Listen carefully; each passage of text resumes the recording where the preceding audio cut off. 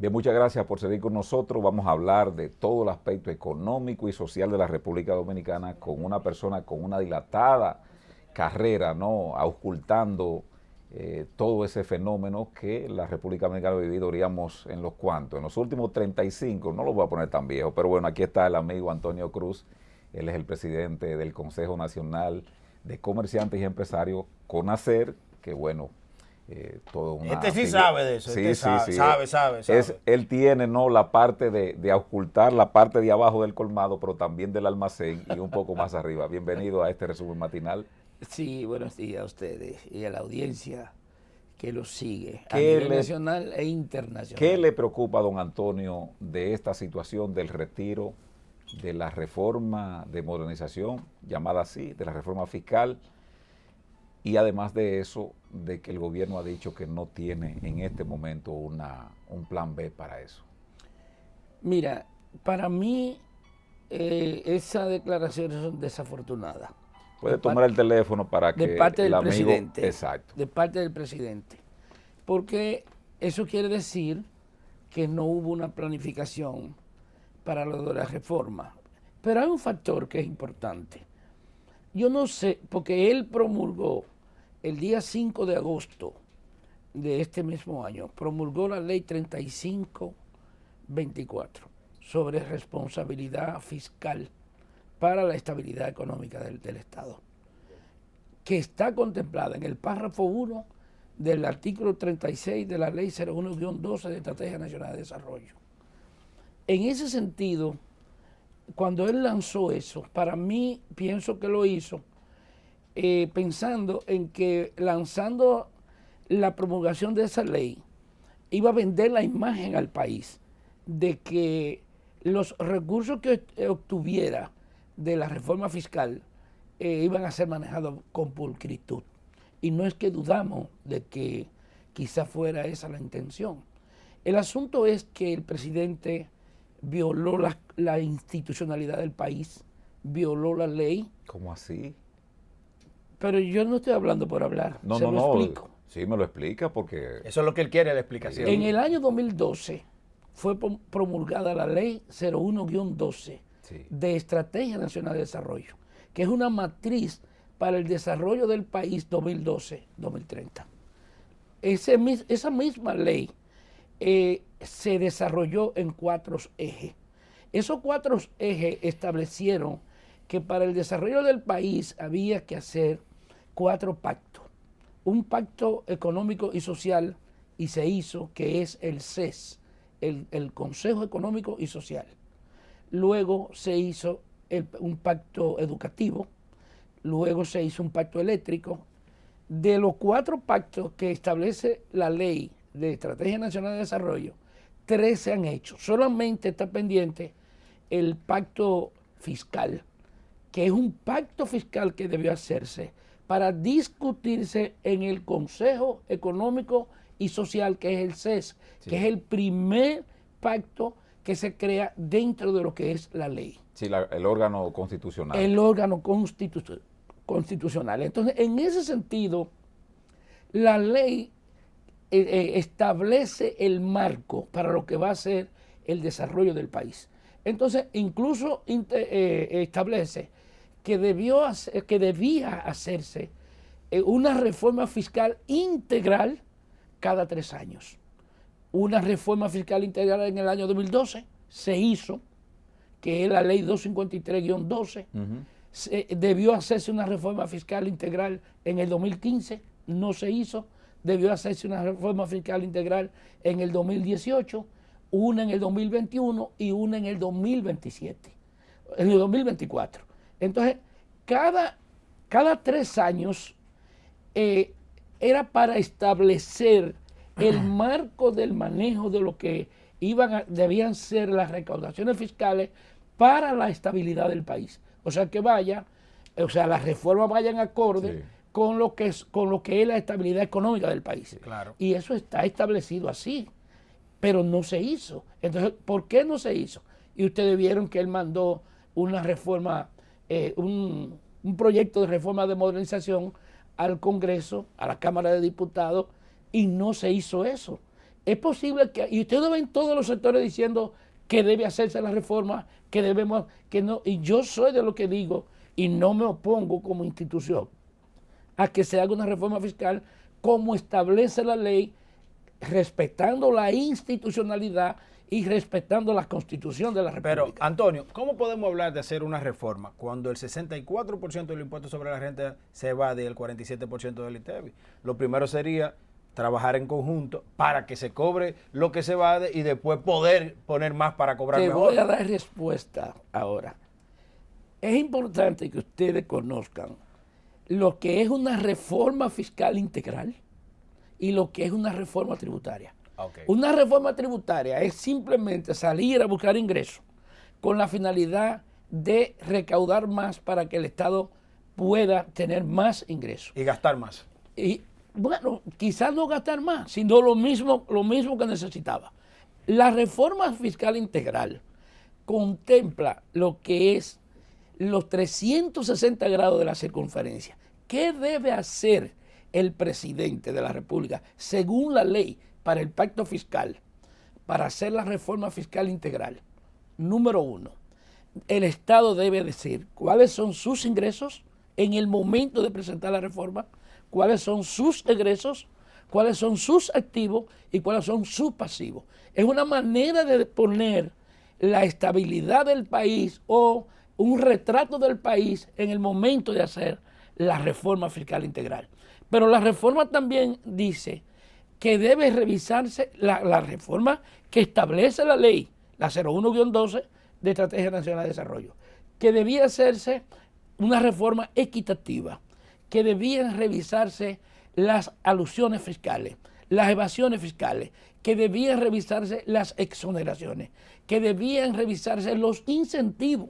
Incluso prevé que los incentivos no pueden ser quitados por un plumazo del presidente, ni lo que reciben los incentivos podían negarse a que sean revisados. Correcto. Porque, por ejemplo, tú tienes a Confotur, la ley de Confotur, la ley 158-01. Esa ley tiene 23 años. Entonces, vamos a ver cuál ha sido el comportamiento de los incentivos que hemos dado con la ley. Lo que se acogieron en la primera etapa, ya les está produciendo. Que se ha hecho con la primera Claro. etapa, cómo hemos ido desarrollando. Evolucionando. Y saber si todavía el sector necesita mantener el mismo sistema de incentivos. Permítame, don Antonio, revisar esto. La semana pasada, justamente, cuando se da esta situación, que se anuncia el sábado en la noche, el presidente que va a retirar, ahí nos dice que viene una nueva reforma que se va a estudiar. Y justamente el lunes en la mañana amanecimos con que los bonos de la República Dominicana en el exterior habían sufrido un golpe. En el caso de ustedes, los comerciantes y empresarios, la economía, sabemos, de los países es mucha confianza en quien tiene que liderar eso. ¿Cómo usted siente los agentes económicos aquí en el país? Porque ya vimos lo del exterior. Mira, hasta que ese es un factor muy, muy peligroso. Número 1, en el momento en que el presidente establece, porque no es el presidente que está proponiendo la reforma. ¿Quién es? No, es la ley que dijo. Ya. Es la ley. Cuando él llegó ahí, ya eso estaba establecido. La ley 112. La ley 112 está diciendo lo que tú tienes que hacer 2012-2030. Eso equivale a abarcar los presidentes que tuviéramos 2012-2030, que teníamos que reírnos por esa ley. Entonces, mira cuál es el gran riesgo. ¿Por qué hay que hacer una reforma? Primero, el país tiene un nivel de presión tributaria muy baja relacionado con lo que son los países de la región. Con los cuales compite. Pero hay otra cosa. La confianza país depende justamente de la regularidad del manejo del cobro de los impuestos. Y de los fondos públicos. De los fondos públicos. Entonces, si tú tienes un país que desde el año 2012 viene presentando un presupuesto general de la nación deficitario, o sea que tú estás completando el presupuesto tomando prestado en países extranjeros como locales, eso mantiene un nivel de desconfianza de los inversionistas, tanto extranjeros como locales. ¿Por qué? Porque el país se está endeudando y tenemos ejemplos de países como Argentina, que hubo un momento en que Argentina debía más prácticamente que lo que generaba, y eso creó, ustedes saben que Argentina en un momento tuvo 5 presidentes en 2 o 3 días, y Pero, don así Antonio, sucesivamente. Respóndame lo de los... Usted que está en Nosotros- contacto, sí, ¿cómo sienten la confianza? Porque eso es primordial para una estabilidad económica. Yo pienso que le he contestado cuando le he dicho que el país, al no tener una estabilidad y el presidente decir que no tiene un plan B para lo que son las recaudaciones fiscales, para estabilizar lo que son los gastos del Estado con los ingresos del Estado, es una manera de decir que el sector nuestro no confía exactamente en lo que se está haciendo. Y darse cuenta que los empresarios lo mismo están pidiendo, que hay que hacer una reforma y que debemos hacer una reforma, pero debemos sentarnos a discutir esa reforma. ¿Quiénes debieron intervenir en lo que es la reforma económica, en lo que es el pacto? Permítame, a ustedes no lo llamaron... Pero ahí, ¿quién usted cree que deben tener? ¿Los grandes empresarios? No, mire, el sector político que debe estar representado, el sector político, el sector económico y la sociedad. Pero a ustedes, en sentido a general. ustedes como órgano importante de hace mucho tiempo, ¿a ustedes no lo llamaron de Hacienda para consultarle algún aspecto? Jamás. Eso se presentó. Mira lo que hicieron. Se hizo se organizó la reforma. Perdón, sí, la reforma incluso sale con un nombre nuevo, que es un proyecto Ley de modernización de fiscal. modernización, entonces, de modernización fiscal. Entonces, primero, lo que yo estoy diciendo, lo que debió hacerse primero, que no se hizo. Ahora los sectores que debieron ser convocados, que fue lo mismo que fueron convocados para lo que fue la creación del CES, lo mismo que fueron convocados para lo que fue el pacto educativo y para eléctrico. lo que fue el pacto eléctrico. Fueron esos sectores que se convocaron, sector político, sector económico y la sociedad civil. Entonces, esos 3 sectores debían ir al CES a discutir la reforma, pero el presidente lo primero que tiene que hacer es presentarle al país a esas delegaciones para entonces hablar de hacer la reforma. Porque, muy bien, y todo el mundo sabe que tenemos un déficit casi de 3.1% del PIB, del Producto Bruto Interno. O sea, no todo el mundo lo sabe, pero hay otra cosa.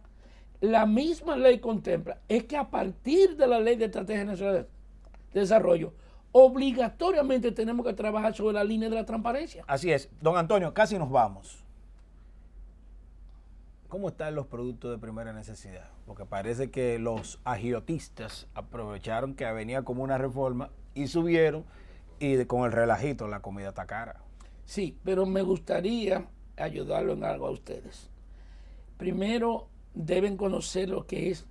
Hay 2 cadenas de comercialización en el mercado. Está la cadena de comercialización y está la cadena de distribución. Para usted decirme si un producto subió, debe tomar o quién es responsable del alza del producto, debe clasificar. Las cadenas de comercialización están compuestas por, número 1, los industriales, los productores y los fabricantes. Esos son los que fabrican y son los que reciben alza de precio, o son los que experimentan alza de precio y son los que aplican alza de precio. Porque la cadena de distribución no tiene responsabilidad de alza. Cuando digo que no tiene, porque recibe productos terminados. O sea, cuando usted compra 100 huevos, usted no fue que produjo los huevos. Usted compró el huevo. Es posible que ese huevo ayer... La intermediación. La intermediación. Aparte de eso, hay una cadena de intermediación que, dependiendo de la oferta y demanda, se puede mantener estable o puede variar de precio. La cadena de distribución, ¿quiénes la conforman? los colmados, los minimarkets, los supermercados, los almacenes, las surtidoras, las farmacias, etcétera, que es una cadena de distribución que recibe productos terminados y que lo único que hace es poner valor agregado al producto que recibe. Pero, ¿para qué? Para obtener lo que son sus utilidades y mantener lo que son sus operaciones de gasto de la empresa. muy buena y técnica su explicación, pero han subido de precio los productos. Claro, muchos han subido de precio, otros se han mantenido estables. Aparte de eso, no sé cuáles razones han sucedido. Estable en alza. Estable en alza. Pero ¿qué quiero decir? Así es. Sí, lo queremos decir así, perfecto. Pero tengo que decirle que cuando se produce en alza, se dan en la cadena de comercialización. Industria, fabricante y productor. Y a partir de ahí, entonces entra la cadena de distribución que recibe los productos terminados, que no produce y lo que pone un valor agregado a los que compró.